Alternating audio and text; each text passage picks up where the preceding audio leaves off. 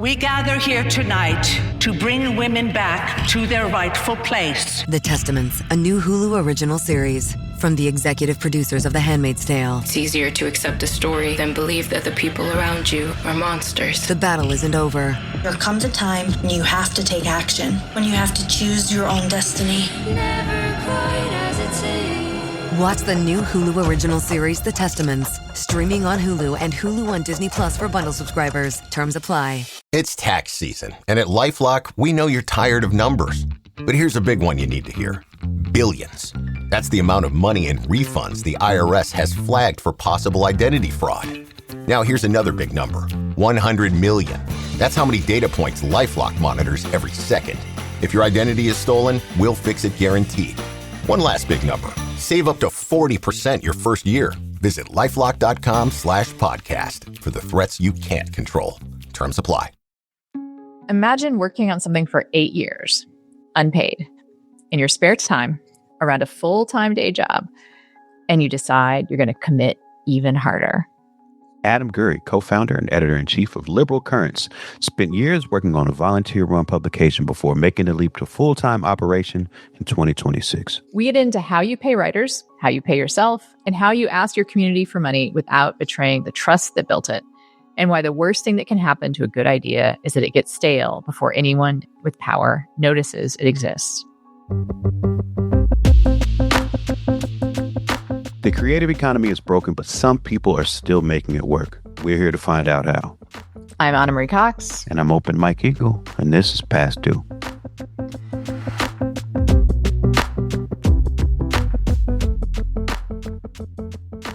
Adam Gurri is the co-founder and editor-in-chief of Liberal Currents, and he is our guest today. Welcome to the show, Adam.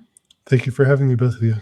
This is a podcast where we focus on how creators are navigating the economy. So we get right into it with folks. So the question that we ask all of our guests first is, when's the last time that you were worried about covering your monthly expenses?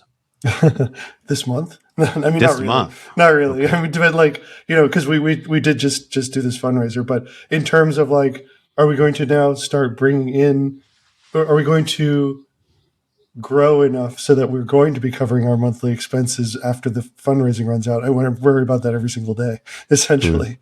What about you personally, though? That's the question. Yeah, no. I guess I haven't had to worry about that so far, thankfully. I'm worried in a forward-facing sense at this point, which I guess is a great luxury. But yes, that's where I am at. To ask me in a year, I guess. Yeah, you've had to you've shifted your whole career now. Yeah, you were day jobbing it for a long time, and now long time. Yeah, you've taken the plunge. So tell us a little bit about that. Yeah, I mean, it depends on how far back you want to go, to be truthful. So Liberal Currents itself has been around for quite a while. We started in March 2017. But even before that, the group of us that started it had known each other and were essentially blogging and things for years and years and years before that. And for the longest time, I simply enjoyed writing. It's kind of how I think. I can't even really have a serious thought or a well-developed thought unless I write it out. So we were, me and a group of people would write together. But Liberal Currents specifically responds to Trump. We all know how brutal the writing market is, as I think everyone here also knows and talks about with a lot of people. So we didn't have any ambition at first of doing it full time. In the beginning in 2017, it was a purely voluntary for everyone, including the writers.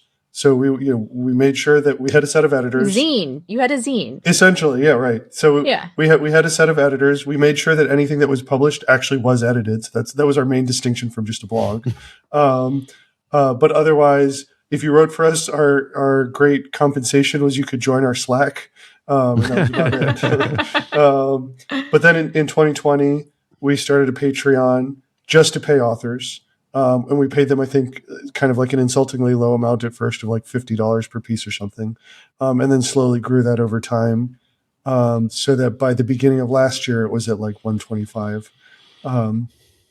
But then, Donald Trump came back and it was a lot worse. You may have heard. And we were just one of those places that have sort of been steadfastly against what was going on the whole time.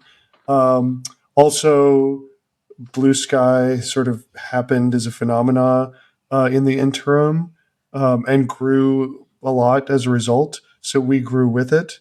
So in 2025, we grew very fast, from a small starting point. So it was like 500% growth or something, but again, from a small base. But the problem with our growth model was we had this model of we have volunteer editors, and as we grow, we just pay the writers more. So by the middle of last year, we were paying writers $200 a piece, which is great when we started at 50, right? But the trajectory for growing until we could actually pay the editors to be doing this was not tenable. So at the end of the year, we did a fundraiser in order to be able to bootstrap that, essentially. And now we managed to hit our goal. I started in January. One other one of us is going to start essentially next week. And then yet another one of us who's an adjunct professor is going to be starting when his semester is over in July. So what was the funding rate? What was the full fundraising goal? It was 500,000, which honestly, we knew it was ambitious. I had no idea what to expect. Through mainly small donations, we got to like 45% of that goal. There was one at the very, very beginning, someone came in and offered to match 35,000 after we'd raised about that amount already. So within a couple of days, we were able to say that we raised 100, which was pretty crazy, honestly. And when I knew that we were really actually going to do this. And then, of course, I don't know if you've ever watched fundraisers like this or participated in them, but from there, of course, it's just a horrible, emotionally grueling grind for another like month or two or something, till we hit about 200,000 and declared success, and got to like 225 or so before then again out of nowhere. And I take no credit as a fundraiser for anything for our success here. These were people that approached us. I guess the only credit that we would take is that we created a community that had a certain credibility with people. So we were approached just last month by this couple who didn't want to particularly be named, but obviously they had some net wealth, but they're not in the donor class. They're not people that typically donate to organizations. They didn't just have like cash on hand. They had to sell some of their stock portfolio essentially to do this. But they took us the rest of the way to 500,000. So we raised about 45%, and they took us to 55%. Amazing. Yeah, which was very unexpected. And again, I don't take any credit for that having happened as a fundraiser anyway. So how did you decide on 500,000 as the amount of money? The thought was essentially, what would it take for us to get 2 or 3 of us full time, and have like a year of runway at least to grow it to something sustainable. And also we have this project we're doing for a printed essay collection, which is something we've never done before. So I was not entirely sure of what the upfront costs were going to be. And I wanted to give ourselves some margin of error, plus some other things, right? Now that we're actually like a serious business versus just kind of a little pool for paying authors, I wanted to make sure that we talked to lawyers and accountants and got everything in order. Like I wanted to have a decent, again, margin of error for making sure that we weren't going to fail in a year for very avoidable reasons. Right. For you to have raised that first 45% with small donations, it sounds like your community is very active and engaged and cares about the platform. If you're to think about it, like what sorts of things did you do to foster that community, and then how do people interact and engage with the content? Yeah, I mean, for the longest time, that's really all we had, right? At first, as I said, like you said, it was a zine, and community was really all we had. When we added the Patreon, really the only reward we could offer, because we still wanted to mostly be publishing free things, was again to join at that point the Discord, because that actually had an integration with Patreon. So we've had this group chat component. which is very, very active. And there's like people who are influential members of the community that are not either writers or editors, but they've just been a part of it for a very long time. And they're people that I will go to because I know they have certain expertise, or I really just like their perspective.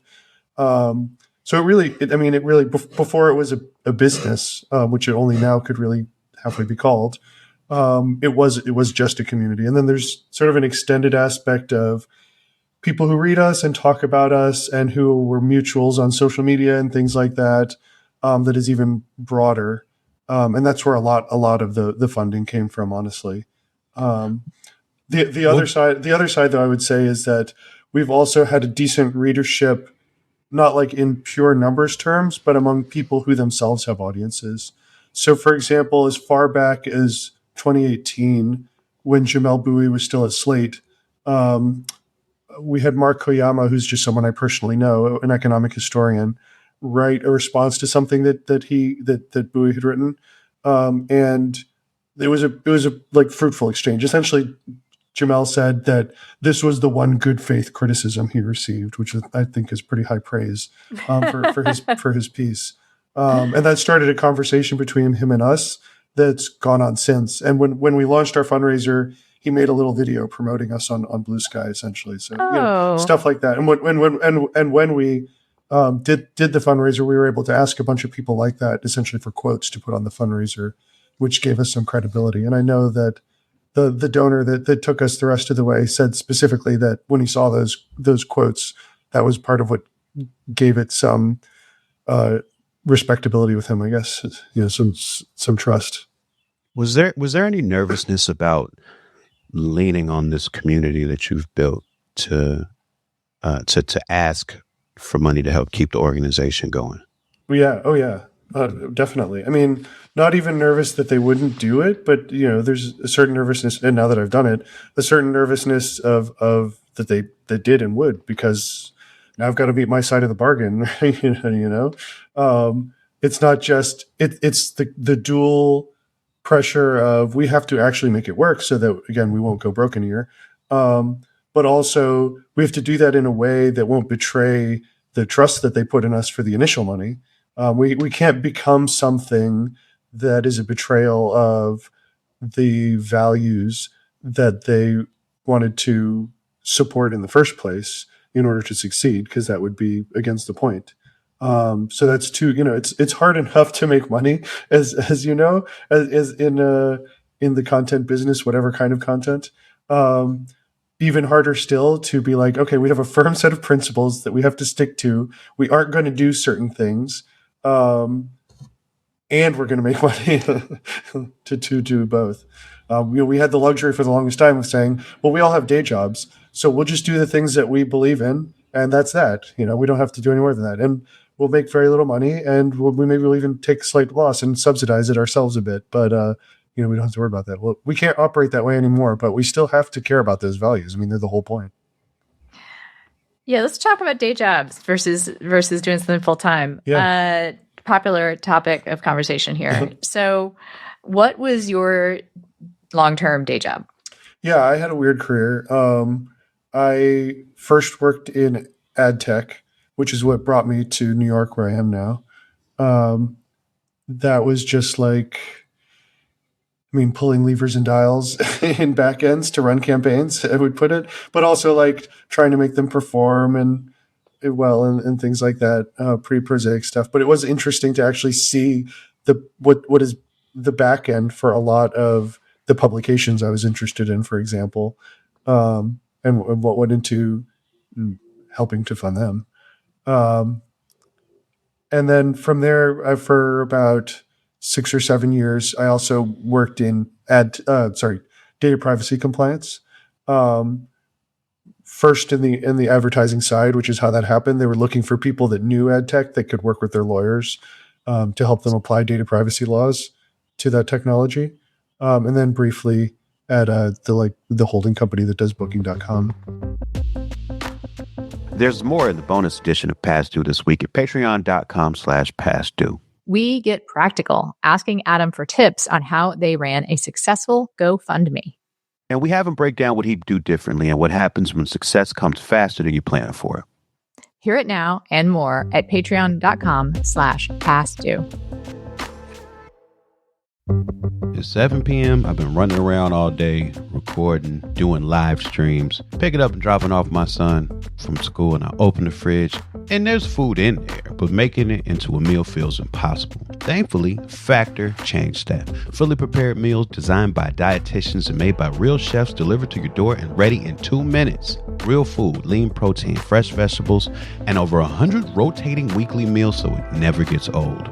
And it actually tastes good. I'm always forgetting to eat at the last minute, and having a fridge full of choices that I could even have something for lunch that was a real meal was amazing. Especially there was a short rib pasta primavera that was delicious. And also it's such a treat for me to have something that's that hearty and good at lunchtime. Factor has meals built around your goals, whether that's overall nutrition, more protein, or weight loss. Even strength and workout recovery with Factor's Muscle Pro collection. We're big fans of Factor meals here on Past Due, and if you've heard us talk about them before and you're curious, you should really give them a try. Head to factormeals.com/PastDue50off and use code PastDue50off to get 50% off and free daily greens per box.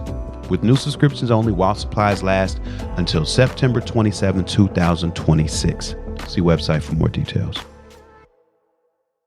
If you're looking for some of the sharpest takes on film and television, I hope you'll tune in to Critics at Large from The New Yorker. Over here at Critics at Large, we like talking about what we loved, but crucially, what we hated about what we're watching. But even more, we like making sense of what's happening in the culture right now and how we got here. Join us as we make our way from Eddington to Moby Dick, from Ted Lasso to the rise in therapy speak, from The Pit to Luigi Mangione. It's Critics at Large from The New Yorker, wherever you get your podcasts. I think there's a lot of people who listen to this show who work a day job and have ambitions of some sort of doing something else. So I kind of do want to zero in back on that time. I know that when you were, or at least the way you make it sound now, is when you were working your day job and doing this as a hobby, as a passion, you didn't necessarily envision or having the intention that it would one day be the thing that you did full time. But if you were to think back on it, I mean, obviously you have to be lucky to some degree for that to happen. But are there any other things that you would recognize as like key to helping something like that take off and grow while you're not able to put as much time into it as you would if you could? Yeah. I think it has to do, it's like finding the right angle, and that's so easy to say and so hard to do.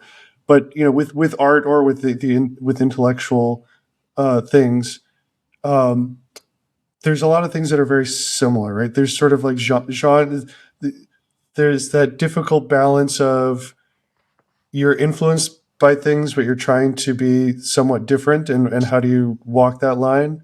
I think at Liberal Currents we were a little bit lucky in that we just noticed some things that have remained mostly in the academic world, but were very applicable to things now.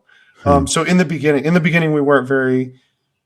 In the beginning, we were a little too philosophical, I'd say. But the philosophy that we looked at was stuff that mostly had not been in the public conversation. So when you hear people debating about liberalism today, they're usually talking about pretty old ways of looking at it. People who, they'll talk about John Rawls at most, but mostly they'll talk about like John Locke and John Stuart Mill, the three John view of liberalism, they call it. But in the 80s, there was this group of mostly leftists who criticized liberalism within the academy, called the communitarians. And there are people like Alistair McIntyre or Michael Sandel, who's still around, and Charles Taylor. And liberal political philosophers responded to this, and there was a very fruitful conversation between the two of them. And in my opinion, the best version of liberal political philosophy is those philosophers, most of whom are still alive today, people like Jacob Levy at McGill, who listened to that criticism of the communitarians and responded and came up with something better, and drawing mostly on the old liberal tradition to do so, but like, making it relevant for today.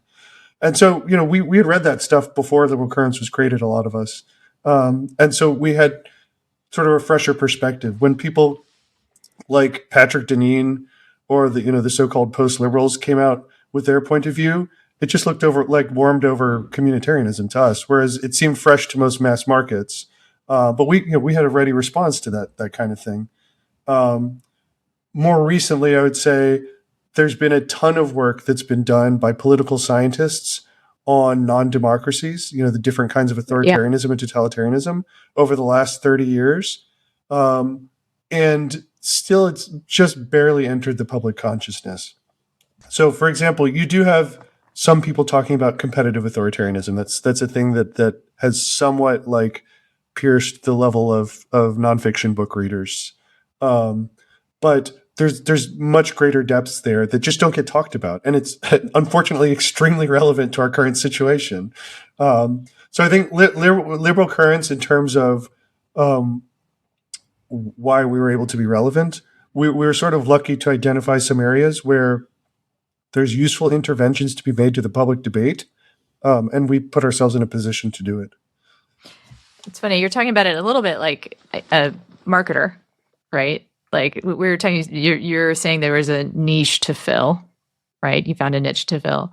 But we are, of course, talking about a progressive, alternative magazine. And in talking, I want to kind of bridge the gap between the idea that you needed to find a market, and that's one of the reasons you've been successful, and then criticisms of capitalism that might exist in the publication, right? And also having to raise money under capitalism. How does your political philosophy inform the way that you structured your masthead and your payment scheme and the philosophy of how you're doing business? Yeah. Honestly, we're figuring a lot of that out now. We're in discussion about just what kind of legal entity it should be, for example. That's something we're still exploring. We are trying to be, one obvious thing that has happened, and I don't know if this counts, but we're an extremely pro-trans publication, for example, specifically. And our community overall is, if we joke that if America looked like the liberal currents community, there would be a just LGBTQ third party that that got a third of the vote every single time. We're very, and it's funny because I'm about as I'm a cis hetero white guy. It's not like that's what I brought to the table. But in 2020, you brought the table. That's what actually happens. Yes, right, with cis het white guys. Is they bring the table and everyone else gets to sit around it. But in 2021, Samantha Hincoxley joined us.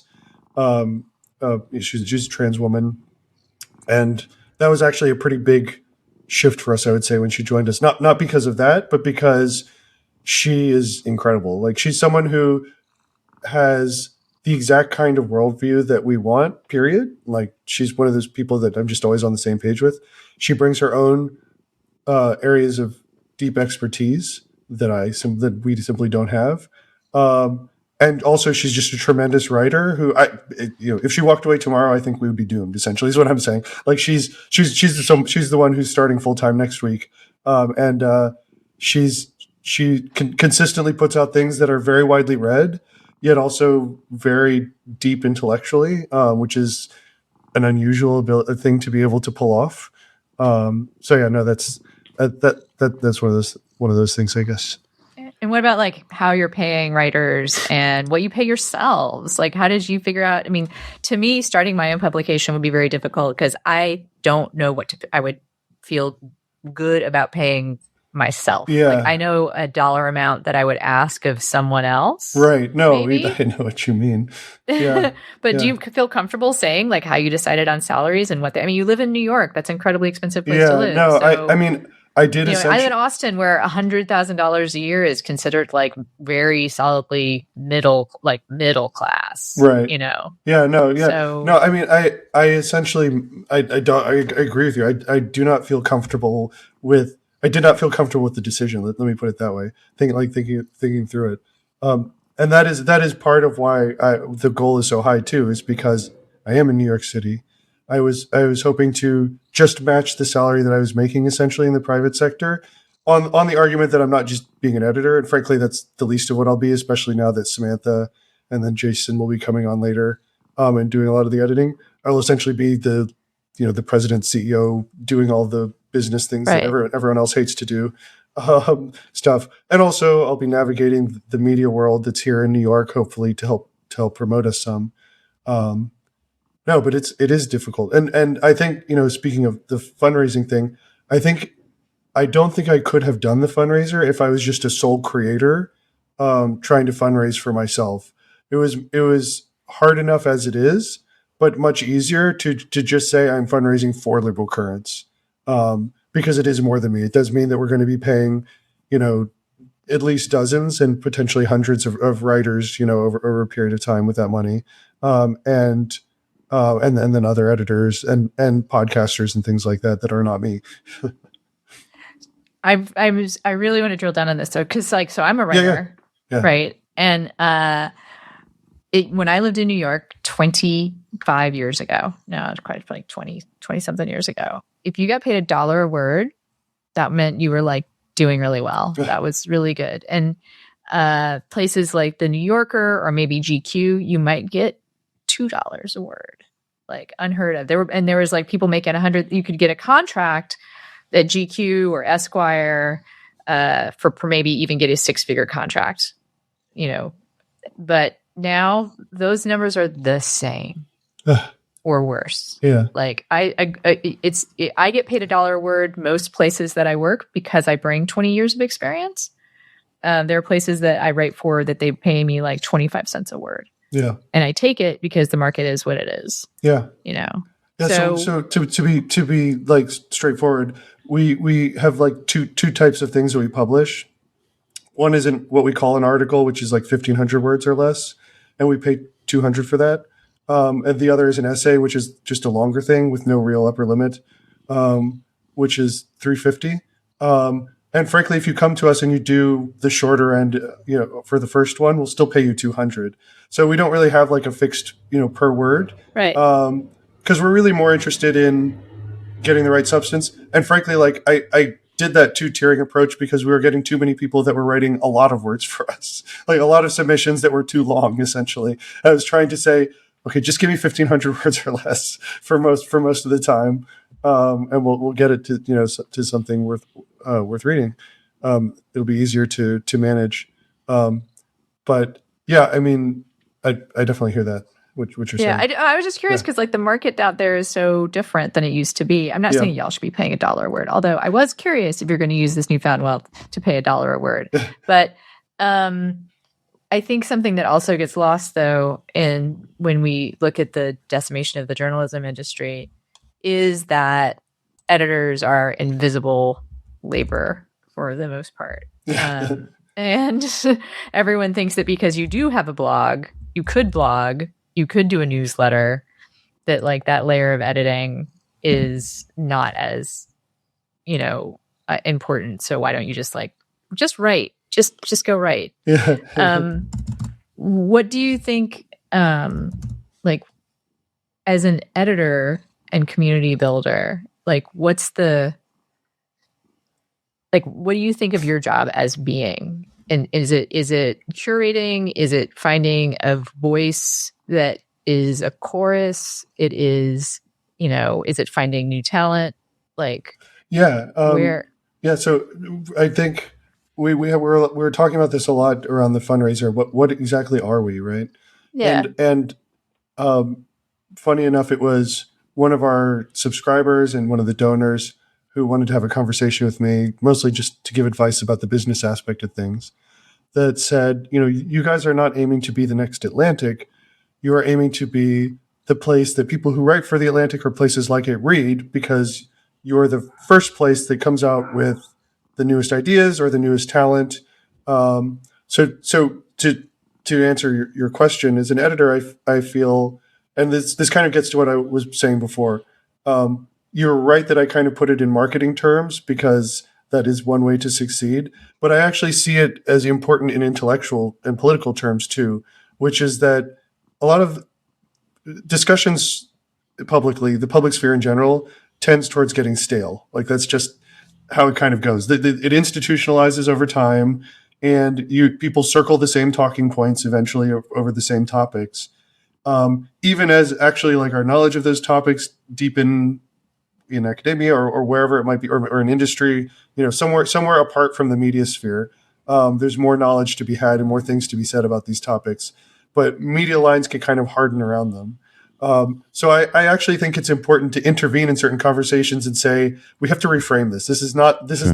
We've completely lost sight of the reality or what matters. We have to reorient this. So from my point of view, my job as editor is to identify topics like that, and figure out how we can cover them. And an example of that, maybe kind of not a normal example for the kind of thing we would do usually, but in Minneapolis earlier this year, it was clear to me that, like in the week or two after Good was murdered, a lot of people were talking about the murder. A lot of people were talking about ICE's abuse, but it was clear from what I was hearing that that just like no one was really capturing the on the ground reality of just being a normal person in Minneapolis with 2,000 ICE agents roaming everywhere, plus the mobilization of the population. Now that all got covered by the media within like a few months. I was just actually looking and I saw that the UANA had covered it by like the 27th of January, pretty thoroughly, pretty well. What we did is we managed to get in touch, and again, this was just happenstance. Managed to network and find someone, get in touch with a writer who lives in Minneapolis, who could just write.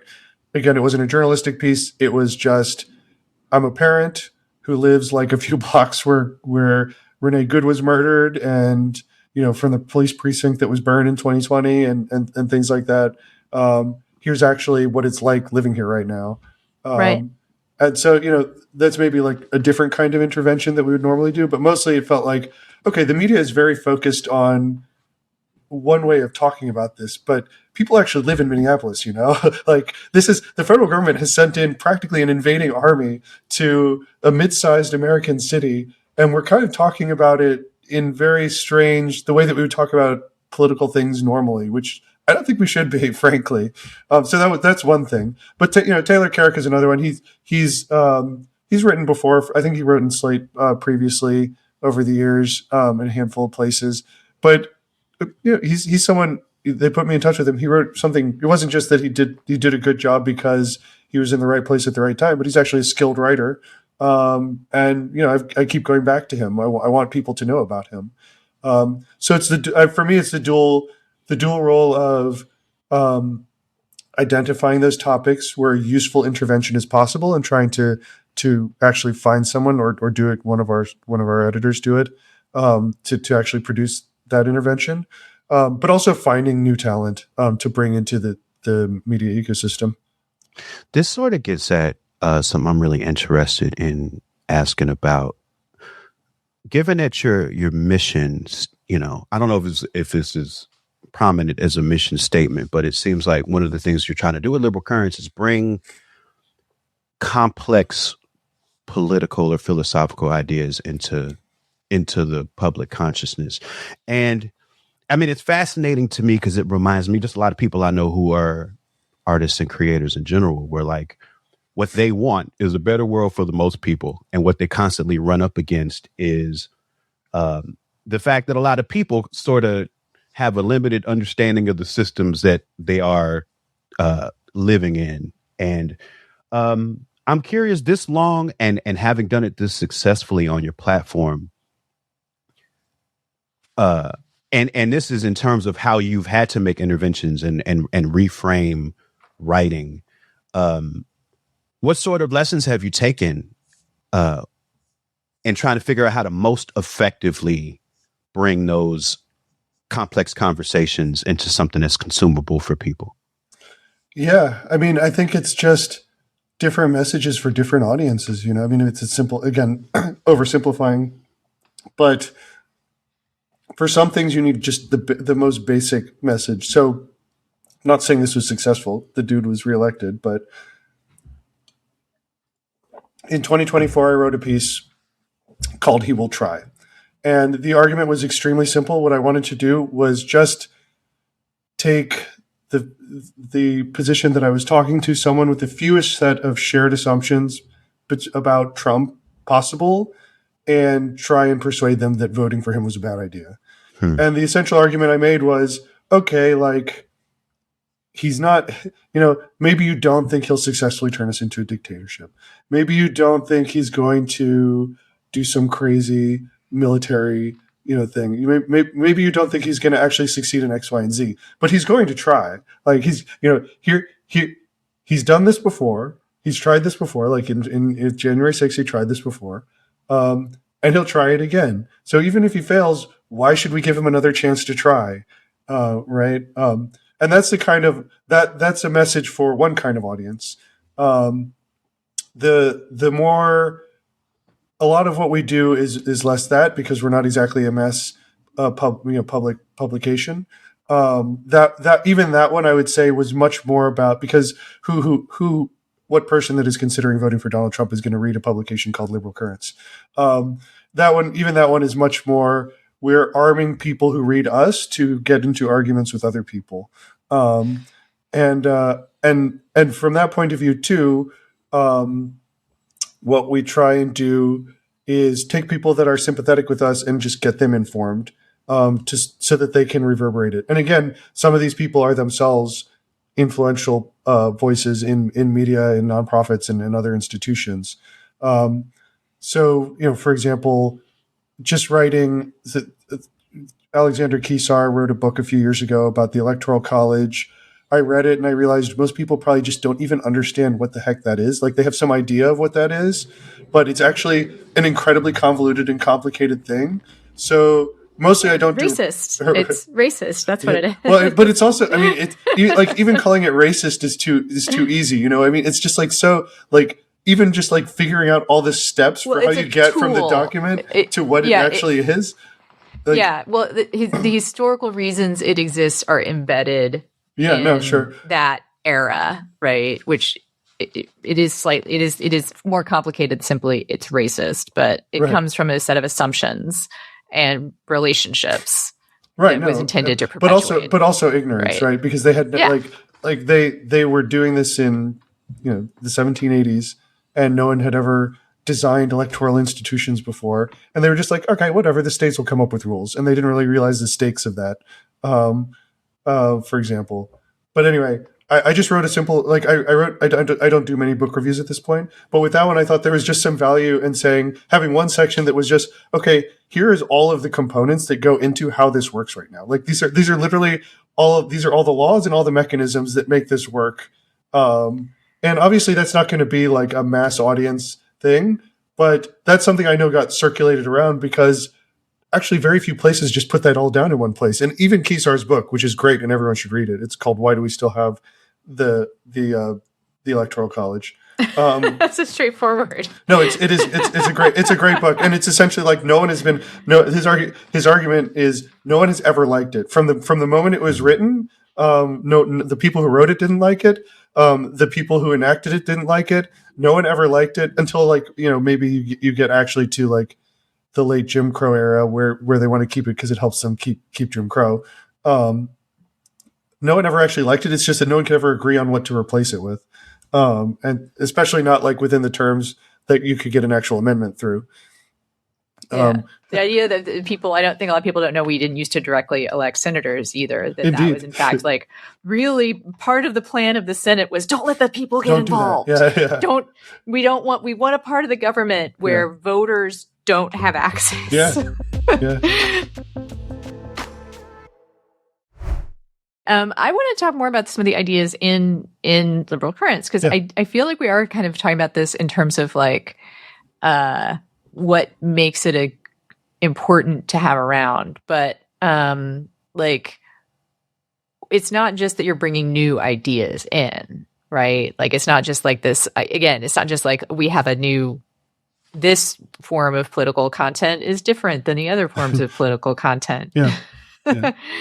I mean, it's values driven because you're used to do this for free. Right. Yeah. So when you think about what you're doing and what you want to do, what are the kinds of stories? Like, what's your dream of kind of, I don't want to say content is like, I'm old enough to say content.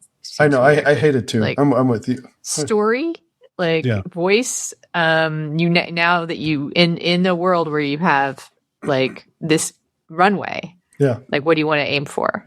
Yeah. So we have this big project. We're calling it the Reconstruction Papers. We're hoping that it will be out in July, just sort of like for the nice timing of the 250th anniversary of the country. But the idea is essentially it's a collection of essays that are comprehensively about what are we going to build after Trump. It's not about being against what Trump has done. It's not about repairing the damage. It's saying we had a lot of things that we all knew were problems before Trump came along. He then came along and hit them with a hammer rather than fixing them. They're broken. We're going to have to do some repair work anyway. Why don't we build it better? And this is things like higher education and funding of science. It's about, even the military and foreign policy. It's about actually like providing a positive liberal vision for all of these things. And that's really what we want to do. I mean, so this is going to be the most comprehensive, compact version of that, but we want to be doing that in general. So for example, I was just talking to one of the contributors of it who's writing something about watchdog agency reform for us. And she had to drop a whole huge chunk of it just to meet the word limit requirements, which we can't be as flexible with for an actual printed thing, right? And I said, okay, just write that section you dropped for our online publication so that we can actually get that out there too. So that's, I think right now that's what I care about the most, mostly because we're in a particular moment in time where we've got to seize the moment. We've got to hopefully win as big as possible this year, so that we can do as much as we can with Congress. We also have to have the right kind of Democrats to win this year, to do as much as we can. We have to empower. We have to give them ideas for what to do once they're there. But even more importantly, we need to get a trifecta in 2029 that is willing to do what it takes, and we need to give them good ideas of what it will take. So that's sort of the main focus right now, especially for the next 3 years. Personally, what I love writing about is bigger system stuff too. One of the things that has really struck me is I don't like the phrase open borders because it's kind of a loaded phrase, but I feel pretty strongly about freedom of movement. I feel pretty strongly that every attempt to restrict freedom of movement ends pretty fascistly, no matter what. And so one of these enduring questions for me is, why is it that pretty much everywhere, no matter what system of government, everyone restricts immigration? Everyone does. They've all aligned on this, and they'll tell you it's just because there's common sense reasons to, but their common sense reasons are mostly garbage. But there are real reasons. So like I personally, if I had all the freedom in the world to write what I want to write, it would be about this and other things that go into an actually existing open society, freedom of movement and other things, and why it's so hard to keep them. Why with what forces are always pushing it in the direction of closing off but why it never kind of permanently does. Because you get these situations where democracy collapses, and you get dictatorship, or you get a more totalitarian society, but then that's hard to keep too. The Soviet Union isn't around anymore, right? And then those like big system level thoughts are things that I personally enjoy doing and I think are valuable. But in terms of what we're trying to do for our moment now and in the immediate crisis, it's okay, what's the game plan for the future? You mentioned a moment ago the low likelihood that somebody who was a Trump supporter would be reading your article, He'll Try. And it made me curious about how much right-wing trolling you maybe experience in terms of reactions to the writing or people actually trying to embed themselves in your community. And I think it's an important question because I do know a lot of well-meaning people, especially on the creative side, that really get discouraged by the negativity that they encounter online. Yeah, so far it's not too bad. This year we've been trying to expand in video quite a lot. And so, like, you know, TikTok comments are mostly right-wingers that are mocking us or something. It hasn't been too bad. I would say mostly it's like intra-left stuff, right? Especially on Blue Sky. It's people that are outright communists or something, or they think that we're too cruel, too hard on Democrats or something. Frankly, mostly it's been fine. I think we're still growing. We're not yet at the scale where we're like swamped by the negative stuff. I'm sure that when we get big enough that will definitely be a factor though. But to join the community, like the Discord, for example, you have to either write for us or pay us give you money. Yeah, which is a pretty big like barrier. It's a nice gate. Yeah, I like that. I think that anyone who reviews your album, Mike, they should have to pay. I think so. Well, they should. Jesus, that puts me in a tough position because sometimes I need people to write. Oh, okay, all right. I just, I was just thinking that everyone should have to, if they're going to have an opinion about something, you have to have some skin in the game. It's called your 2 cents. I mean, that's true. Wow, should literally cost 2 cents. Well, Adam, thanks for spending some time with us this morning, this afternoon for you. Since we are a podcast about navigating the creative economy, one of the most important things we do is turn the show over to our guests to let people know how they can best support you and your work. So this is our time for plugs. Yeah, thank you. You have anything to plug? Do you have any projects? I'm curious. Do you have projects? Do you have an upcoming project that you want to talk about? Yeah, no, I mean, listen, liberalcurrents.com/support-us. You can sign up for the free stuff there first, just to dip your toes in. And then we have several tiers of like paid support. And of course, if you sign up for the emails for free, we'll keep you up to date with what's going on with the Reconstruction papers, which hopefully we'll have like both hard timelines on in the next month or month and a half, plus like a pre-order like process for doing that. Yeah, that's us. All right. Sounds good. Well, thank you so much. Thank you. Yeah, I am a fan of the publication. I kind of selfishly wish that you had the Reconstruction out right now, because I've been hungry for something to really sit down with and also to feel good about. So I can't wait to see that out in the world. Me too. Tell them, believe me. Hey, Anna, guess what? Oh, what? It's time for us to let people know how they can support us. Oh, wow. Okay. Well, I've got a long list. Let's see. You know what, Mike? I'm going to make it fun this time. People can go visit shootmenintospace.com to support me. That's just my little side project. It's a very serious proposal. And I'm sorry, but you and Andrew would both have to get on the ships. It's an act. Yeah. You haven't forgotten. Okay. You're great. And I love you both. And this is just what the experiment demands. So people can go check that out. And there's a tip jar for that if you think the experiment is worth pursuing. We haven't started a GoFundMe yet. I'm not sure what the financing would look like. I don't even think you're going to have to. I think people are just going to donate.